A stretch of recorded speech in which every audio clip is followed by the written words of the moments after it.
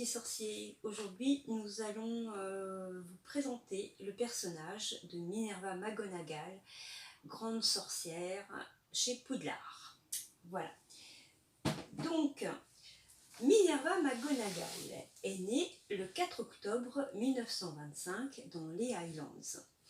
Elle est née d'un père moldu qui était pasteur et d'une sorcière, ancienne élève de Poudlard. Donc ses parents s'appelaient respectivement Robert McGonagall et Isobel Ross pour sa mère. Donc Minerva, elle est l'aînée de 3 enfants. Donc une famille qui se compose d'une fille et de 2 garçons. Minerva étant l'aînée, elle va développer très vite des capacités magiques, dont la métamorphose, avec laquelle elle va pouvoir se métamorphoser à volonté en chat tigré notamment. Alors ce qui va se produire, les difficultés vont très vite arriver, elle vit dans un climat familial épanoui, où Robert et Isobel sont très amoureux l'un de l'autre, mais tout en sachant qu'un secret plane sur le couple. En effet, Isobel a caché un très lourd secret à son mari. Elle ne lui a pas dit qu'elle était une sorcière afin de respecter le code international du secret de la magie. Donc Robert ignore non seulement que son épouse est une sorcière, mais que sa fille a hérité des dons de sa mère. Donc arrivé à l'âge de l'enfance, lorsque ses talents magiques vont se développer, Isobel s'aperçoit très vite que Minerva a hérité de ses dons. Vivant dans un village de Moldus, cela peut prêter à d'énormes discriminations. Donc Isobel n'a plus le choix, elle va être obligée d'avouer à Robert que non seulement elle est une sorcière, mais que Minerva également.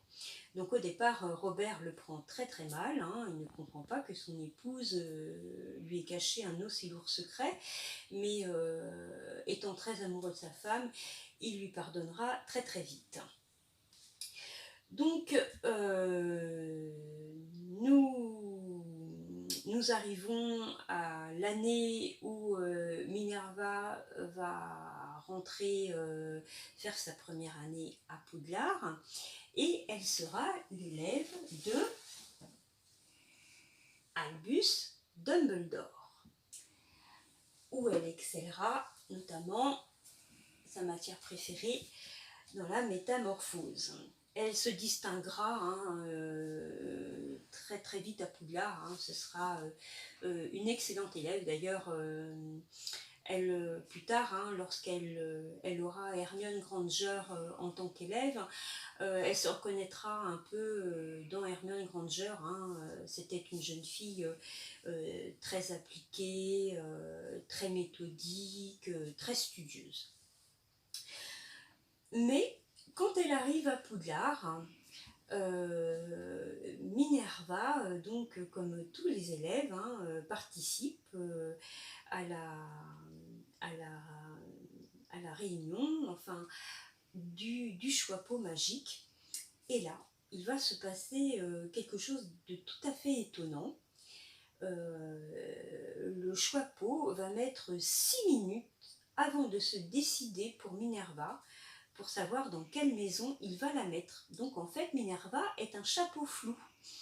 Et il hésitera beaucoup entre Gryffondor et Serdaigle, parce qu'en effet, elle a en même temps les valeurs des 2 maisons.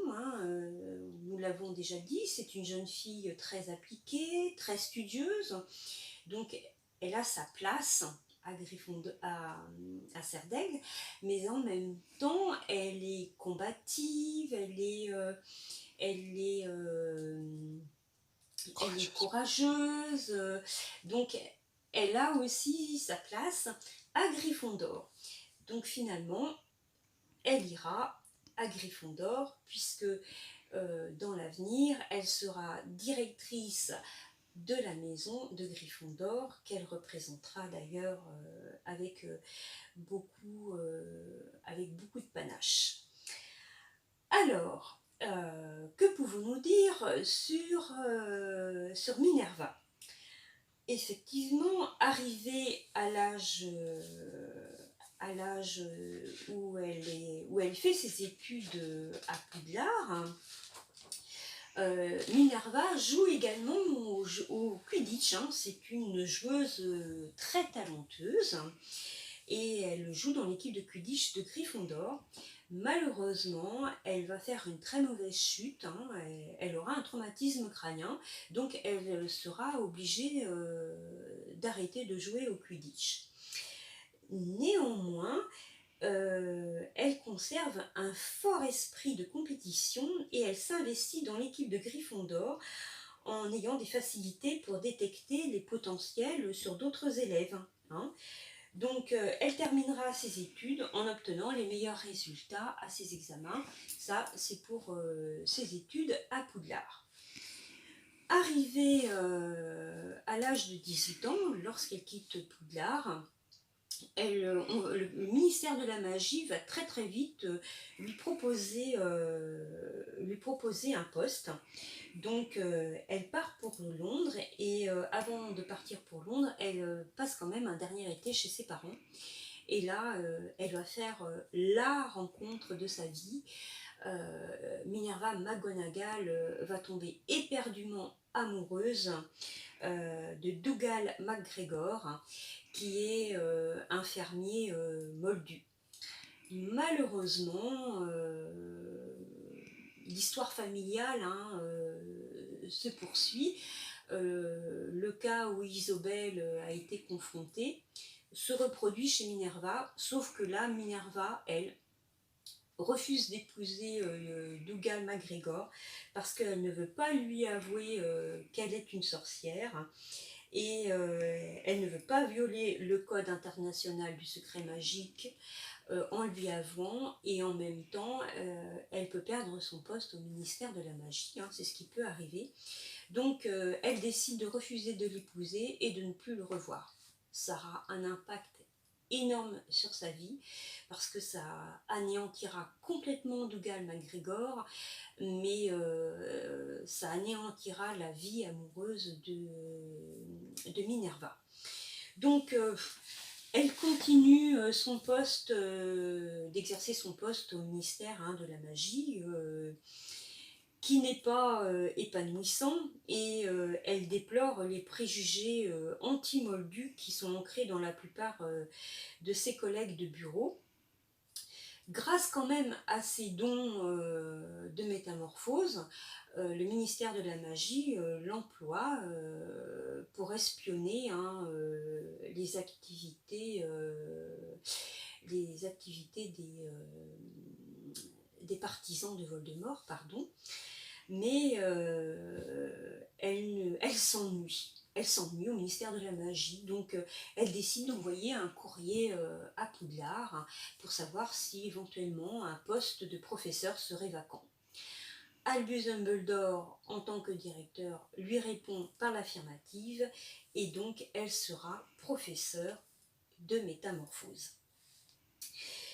Cependant, elle apprend une bien triste nouvelle. Sa mère lui envoie un courrier pour lui annoncer le récent mariage de Dougal McGregor.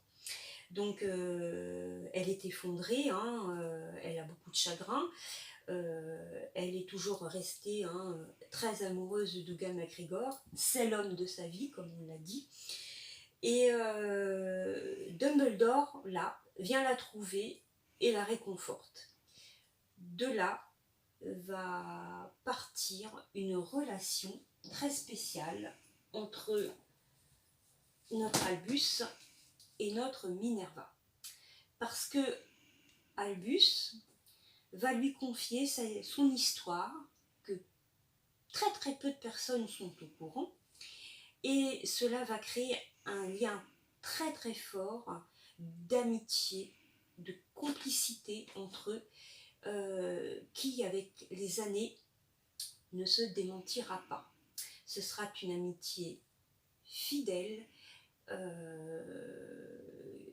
qui même au-delà de la mort continuera. Donc, on continue. Elle est professeure à Poudlard et arrive le moment donc où Harry effectue sa première entrée, hein, donc nous sommes dans les années 1990. McGonagall est professeure de métamorphose à ce moment-là. Elle est directrice adjointe de l'école et donc directrice de la maison de Gryffondor, à laquelle donc Harry, Ron et Hermione appartiennent. Elle fait également partie de l'Ordre du Phénix, fondé par le directeur dans l'objectif de contrer Voldemort et ses partisans. Mais à ce moment-là, elle en fait partie tout en y participant pas. Pardon, excusez-moi. Il est tard et la fatigue commence à se faire jour. Donc parlons un peu des caractéristiques de caractère de Minerva. C'est une femme stricte, hein, je pense que ça se voit sur son visage, sur son maintien, hein, mais c'est une femme qui est juste. Elle est respectée, elle fait figure d'intelligence, d'autorité morale et de combativité. On le verra lors de la Seconde Guerre des Sorciers, lorsqu'elle nous fera son super... le truc de locomoteur. Voilà, qui est une scène absolument grandiose du film, pour moi sûrement la plus puissante du film. Marquante aussi. La plus puissante, la plus marquante. Ouais. Voilà, et sûrement aussi, on va dire, la plus mythique. Donc, elle s'exprime, donc, elle se transforme à volonté en chat tigré, nous l'avons dit. Elle s'exprime de manière assez brusque et directe. Minerva, c'est du franco de porc, voilà, c'est du brut de décoffrage. Mais on verra que au fil des années, elle est capable de clémence et de sensibilité dans certaines situations. Et elle sourit très rarement. Elle a un humour assez spécial, mais elle a quand même beaucoup d'humour. La seule fois on l'a vu sourire d'ailleurs, c'est quand elle a proposé à Ron Weasley de danser avec elle, même qu'il ne savait pas danser. Voilà, c'est ça. Donc, en ce qui concerne sa maison, donc on l'a dit, le Choixpeau a mis beaucoup de temps pour se décider entre Gryffondor et Serdaigle. Elle aime beaucoup le Quidditch, elle souhaite très vivement que l'équipe de sa maison gagne la coupe chaque année. Et d'ailleurs, elle fera tout pour que Gryffondor gagne la coupe quand Harry va commencer la coupe à des jouer 4 au maisons. Quidditch et à faire partie de l'équipe. Puisque quand elle va découvrir que Harry a des très très fortes dispositions pour le Quidditch, elle va le nommer attrapeur. Comme son père. Elle va lui offrir un balai Nimbus 2000, ce qui est une première dans l'histoire de Poudlard, parce que ça ne se fait pas que les professeurs offrent des balais aussi puissants à des élèves. Donc, dans sa famille, nous l'avons dit, elle a 2 frères sorciers aussi, Malcolm et Robert Junior. Lors de sa dernière année à Poudlard, elle est élue préfète en chef. Voilà. Donc, que pouvons-nous dire de plus de ce côté-là, sur ses caractéristiques voilà, je pense qu'on a dit l'essentiel. Arrivons maintenant, citons Minerva lors de la première guerre des sorciers, lorsque Voldemort prend le pouvoir en 1970. Nous l'avons dit, elle espionne les partisans de Voldemort, donc sous sa forme Animagus. Donc, au cours de cette guerre, Minerva va perdre plusieurs personnes qui lui sont chères. Donc son frère Robert va être tué lors d'une attaque des Mange-Morts, et Dougal MacGregor, son ex-fiancé, avec toute sa famille. Donc elle sera... Et elle perd aussi deux de ses anciens élèves, les parents de Harry, Lily Evans et James Potter, deux élèves qu'elle appréciait beaucoup.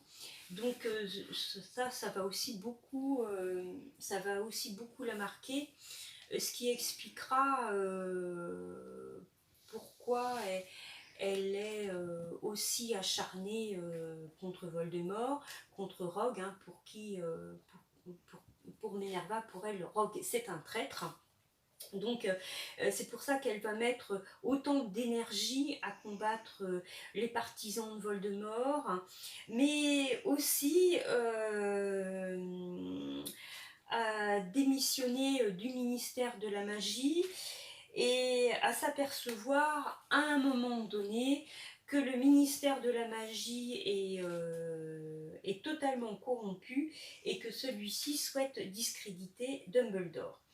Donc elle cessera d'espionner pour le compte du ministère à partir de 1995. Alors, que peut-on dire à propos de Minerva autrement, à propos de sa vie personnelle? Minerva, donc, elle attendra la mort de Dougal MacGregor pour se remarier. Parce que, enfin pas pour se remarier, pour refaire sa vie, parce qu'elle va avoir une vie amoureuse courte, hélas, mais elle a gardé de très très bonnes relations avec son supérieur hiérarchique, qui s'appelle Elphinstone Urquhart, qui vient la voir chaque été à Poudlard, et Elphinstone va la demander 3 fois en mariage. Et 3 fois, Elphinstone, il va se prendre un râteau. Pourquoi? Parce qu'elle ne peut pas renoncer à Dougal. Dougal est toujours vivant, même s'il est marié. Voilà. Peut-être que pour elle, c'est une sorte de trahison. Peut-être. Donc, Elphinstone, il va se prendre un râteau 3 fois. Et dès qu'elle apprend la mort de Dougal, je pense que quelque part, Ça la soulage. elle se sent libérée, Ouais. et elle se dit que voilà, elle n'est plus, elle a peut-être l'impression de le tromper aussi quelque part. Donc elle accepte enfin la demande en mariage d'Elphinstone Urquhart. Donc ils vont aller vivre dans une petite maison du côté de Préolard. Ce mariage est plutôt paisible, mais très heureux. Ils n'auront pas d'enfants, mais ces nombreux neveux et nièces ne manqueront pas de venir voir le couple à Préolard, leur faire plusieurs visites. Malheureusement, voilà, ce mariage ne va durer que 3 ans, puisque Elphinstone va mourir d'une piqûre de tentacula vénéneuse. Et McGonagall décide finalement, ne peut plus vivre dans cette maison avec qui elle a partagé un bonheur court, certes, mais un bonheur avec Elphinstone.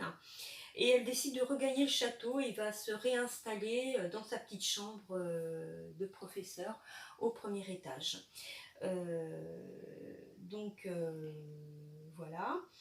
Alors, quand elle est directrice de Gryffondor et à Poudlard, elle a aussi une mission, Minerva. Elle est en charge d'accueillir les nouveaux élèves et de les répartir avec la cérémonie de la répartition des maisons avec le choix-peau magique. Donc, elle s'occupe de la répartition de chaque élève pour qu'il soit réparti justement.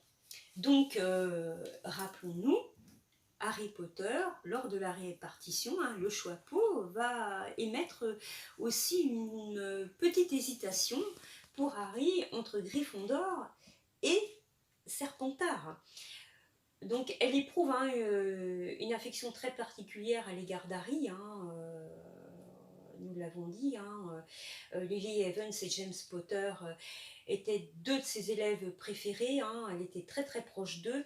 Leur mort va beaucoup l'affecter, et donc quand James et Lily vont être tués, elle ira Espionner les Dudley. elle ira visiter la famille Dursley. la famille Dursley, hein, et accompagnera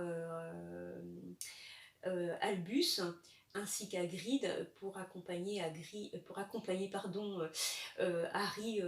dans sa nouvelle demeure. D'ailleurs, elle fera part, hein, de ses inquiétudes à Albus en lui disant que, ayant espionné cette famille plusieurs jours d'affilée en tant qu'animagus, pour elle, Harry ne sera pas heureux dans cette famille, mais Albus lui dit que c'est une question de sécurité et que c'est la meilleure chose pour Harry jusqu'à temps qu'il parte à Poudlard. Donc c'est la mort dans l'âme, hein, quand même, qu'elle obéit, qu'elle se range à l'opinion d'Albus, hein. Mais quand il arrive à Poudlard, elle veille, hein, sur lui. Voilà, elle remarque, hein, qu'il a une aisance pour saisir les objets en volant sur son balai. Donc elle le fait engager, hein, comme attrapeur, et elle s'arrange donc pour qu'il obtienne un imbus de mille, comme nous l'avons dit.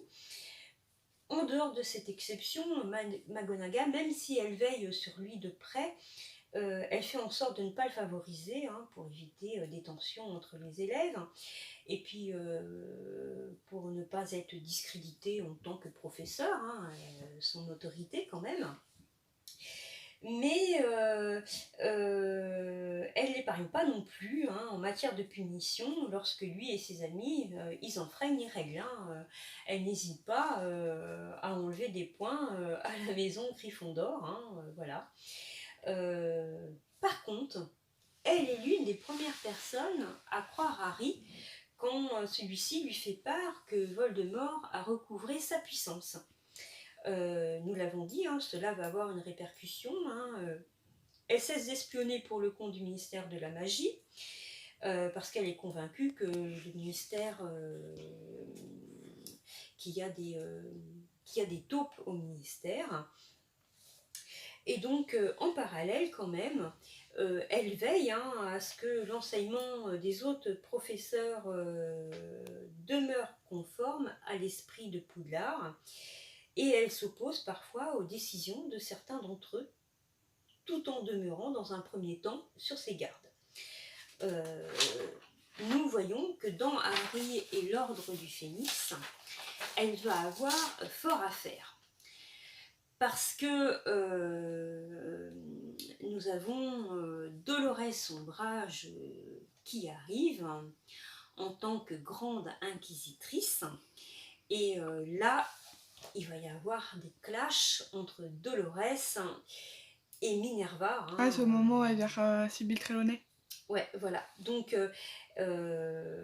au fur et à mesure que le temps va passer, Minerva n'hésite pas à contester les méthodes et les attitudes de Dolores envers les élèves, qui eux se réjouissent de leur côté de voir McGonagall s'interposer avec autant de force et de conviction, parce que les autres profs, c'est plutôt Cool. hein, chacun reste dans son coin, parce que ils ont un peu ils ont un peu peur, quoi, hein, voilà. Mais Dolores, elle, s'appuie sur de nombreux décrets d'éducation, hein, qu'elle fait mettre en place. Donc, ce qui fait que la sécurité est renforcée à Poudlard, mais aussi l'autorité et les libertés sont restreintes, hein, à Poudlard. Poudlard était un paradis auparavant pour Harry, ça ne l'est plus, hein. Les tensions, l'atmosphère devient très très lourde à Poudlard. Donc, McGonagall, quand même, elle soutient Harry dans son projet de devenir Aurore, hein, et elle s'insurge contre Dolores. Hein, elle dit même hein, que même si c'est la dernière chose qu'elle fera dans sa vie, elle fera tout pour que Harry devienne Aurore. Pensez qu'Ombrage, elle fait un peu la gueule. Alors, c'est pas tout, hein. Minerva vint s'interposer aussi assez violemment lorsqu'Ombrage va commencer à s'en prendre à certains professeurs, parce que bon, on voit qu'Ombrage elle a du mal quand même à asseoir son autorité. Hein, c'est une femme petite, replète, méchante à souhait. Hein, même si elle est habillée en rose et qu'elle est un peu cucul la praline, on ne peut pas lui trouver une quelconque sympathie à cette femme. Excusez-moi, je la hais encore plus que Bellatrix, parce que Bellatrix au moins elle a le talent d'être une très grande sorcière, hein, malgré tout, même si elle est de l'autre côté, et que j'aime pas les gens qui sont de l'autre côté de Voldemort, mais on peut pas retirer que Bellatrix soit une très grande sorcière. C'est pas le cas de Dolores Ombrage, qui, à part d'être nuisible et méchante, n'a pas d'autre talent. Comme dirait mon fils qui est autiste, être con, c'est quand même un certain talent. Et oui, il vient de me sortir ça, hein, c'est très récent, ça date d'il y a 3 jours, il m'a beaucoup fait rire avec ça. Donc bref, revenons à nos moutons, à Minerva. Donc Minerva prend la défense de Miss Trelawney, que Ombrage pense qu'elle ne sert à rien. Hein. Ombrage se rend compte très très vite que les talents divinatoires de Trelawney, c'est de la poudre en barre. Et elle s'attaque également à Hagrid. Pourquoi? Parce qu'Hagrid est un demi-géant et qu'il est très très proche de Albus Dumbledore. Donc tous ceux qui sont partisans de Dumbledore, c'est un danger pour Dolores Ombrage. Donc, Normal. pour Hagrid, Minerva, hein, elle va s'interposer hein, lors d'une nuit. Dolores va partir avec 3 ou 4 de ses acolytes pour attaquer Hagrid dans sa maison. Minerva va venir au secours de Hagrid. Et pour moi, c'est certainement une des scènes les plus violentes de la saga, quand les acolytes d'Ombrage ne vont pas hésiter à lancer un sort de stupéfiction hein, Mm. sur Minerva, pardon, à 4 reprises. Minerva sera d'ailleurs sérieusement blessée puisqu'elle va passer un certain temps à la clinique Sainte-Mangouste. Donc nous voilà en 1997 où arrive la Seconde Guerre des Sorciers. Et Minerva combat les Mange-Morts et elle devient à ce moment-là membre à part entière de l'Ordre du Phénix après la mort d'Albus. Donc, on voit qu'elle va assurer temporairement la direction de l'école jusqu'à la nomination De de Rogue. Rogue, hein. Mais elle aurait pu partir hein, parce que n'oublions pas, comme nous l'avons dit au début, que Minerva est moitié moldue, moitié Moitié sorcière. sorcière. C'est une sans-mêlée, hein, Minerva. Donc nous avons vu hein, que dans le dernier tome, on fait la chasse hein, aux sans-mêlés et que les sans-mêlés sont soit neutralisés, donc virés de Poudlard, mais aussi dans la vie de tous les jours, on les tue ou on les met dans des camps. Hein. Ça rappelle un petit peu l'époque nazie. Hein. Il y a beaucoup d'allusions avec cette période de notre histoire de l'humanité assez sombre. Donc la guerre des sorciers n'échappe pas à la discrimination,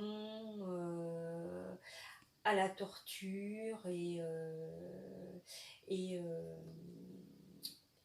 au racisme, hein, à la xénophobie. Hein. Voilà. Donc, elle décide quand même de rester à Poudlard pour protéger au mieux les élèves.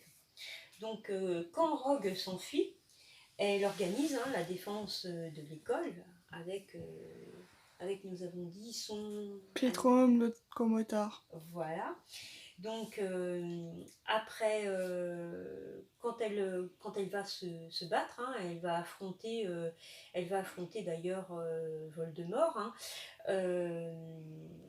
elle n'hésite pas, hein, elle va au combat et ça aura un impact hein, sur la survie de nombreux élèves de Poudlard, hein, mais aussi Sur la sienne. de professeurs, hein, de ses collègues. Ah, oui, ouais.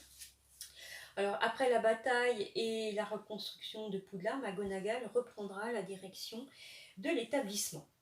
Donc maintenant, parlons de l'actrice, hein, Maggie Smith. Maggie Smith est certainement l'une des plus grandes actrices britanniques du XXe siècle. Elle commence d'ailleurs en 1969. Elle a une carrière très très longue, hein, donc c'est une très grande actrice déjà due par la multiplicité de ses rôles hein, qui sont totalement différents, mais aussi par la longévité de sa carrière. Imaginez, elle a une carrière qui a plus que mon âge, quoi. Voilà, hein, on va pas rentrer dans les détails, mais j'ai dépassé la moitié du siècle. C'est vrai que t'es vieille. Voilà, tais-toi, toi. Donc, elle est récompensée en 1969 pour l'Oscar de la meilleure actrice pour son interprétation de Jean Brodie dans Les belles années de Miss Brodie. Donc, quand on va lui proposer un rôle dans Harry Potter, elle est déjà familiarisée avec l'univers de Harry Potter puisqu'elle a déjà lu tous les livres qui sont sortis, qui ont été publiés à cette époque. Et elle les apprécie particulièrement, elle les a lus. Donc, elle connaît l'univers et elle est très contente d'y jouer. Ouais, et puis elle avait déjà joué aux côtés de Daniel Radcliffe aussi quand c'était petit. Voilà, donc parlons un peu de son palmarès. Hein. Donc 2 Oscars, 3 Golden Globes, 3 Emmy Awards et 1 Tony Award. Elle est nommée Dame Commandeur de l'Ordre de l'Empire britannique en 1990 pour service rendu aux arts de la scène et compagnon d'honneur en 2014.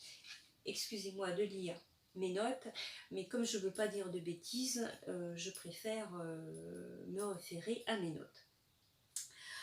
Donc, dans les films qui nous ont marqués, hein, on se rappelle de Violette dans Downton Abbey, de 2010 à 2015, hein, où elle campait le rôle d'une aristocrate, un peu comme dans la saga Harry Potter, hein, très stricte, très autoritaire, assez facétieuse aussi, hein, dans une forme d'humour assez particulière. Hein. Violette et Minerva se rejoignent un peu hein, dans le rôle. On se souvient d'elle dans Mort sur le Nil, Chambre avec vue, ou encore dans Hook ou La revanche du capitaine Crochet, et aussi dans des comédies comme Sister Act. Voilà. Donc c'est tout pour Minerva. C'est un personnage quand même très attachant. Hein, quand on pense à elle, on pense à elle en vert. Donc voilà, forcément, comme toute Potterhead, j'ai la poupée que mes enfants m'ont offert. Seul bémol, voilà, elle a les cheveux blonds, alors que Minerva est brune. Mais bon, c'est pas grave. On va pas leur en vouloir. On va pas leur en vouloir. Moi, j'adore quand même ma poupée Minerva, voilà. et sa très jolie baguette, hein.